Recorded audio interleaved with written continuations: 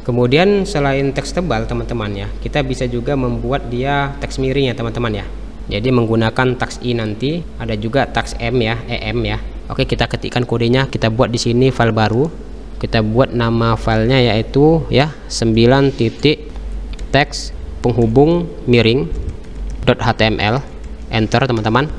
Oke, kita buat kerangkanya, tanda seru, tab di situ. Kita tekan tab. Kita rubah titlenya menjadi di situ teks miring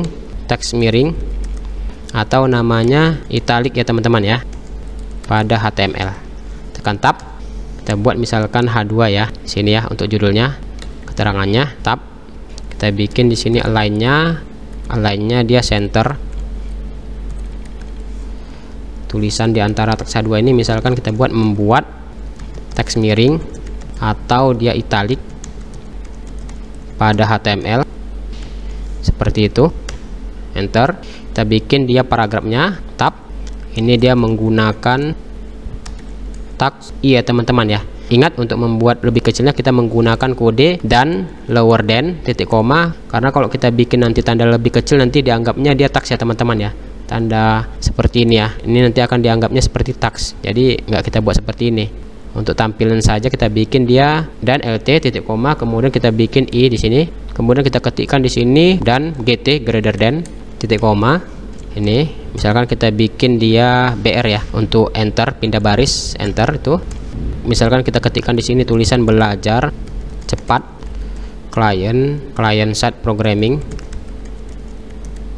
dan server side programming.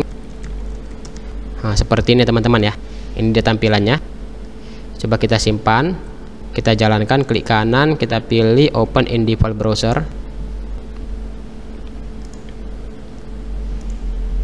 Ini ya, yang sudah kita buat ya.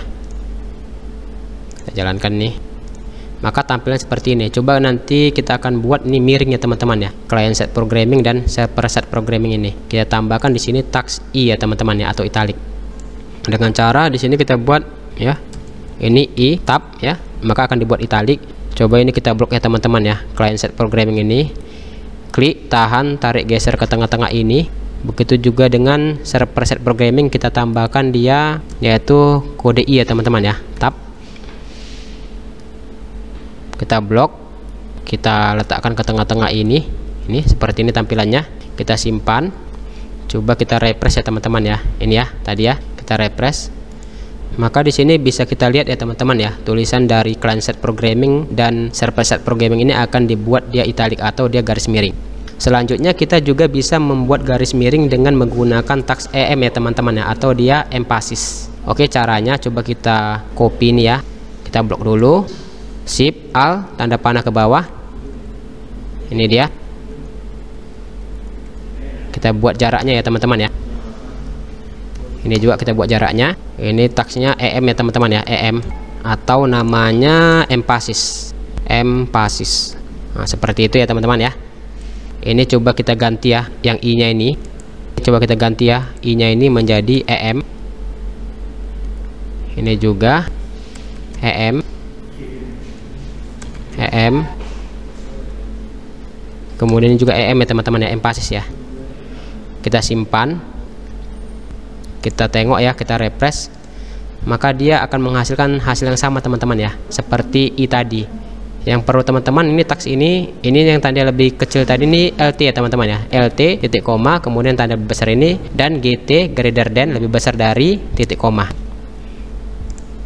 Jadi kita bisa menggunakan dia tax I atau tax EM ya teman-teman ya, untuk mengetikkan teks miring pada HTML. Oke, setelah kita mengetikkan kode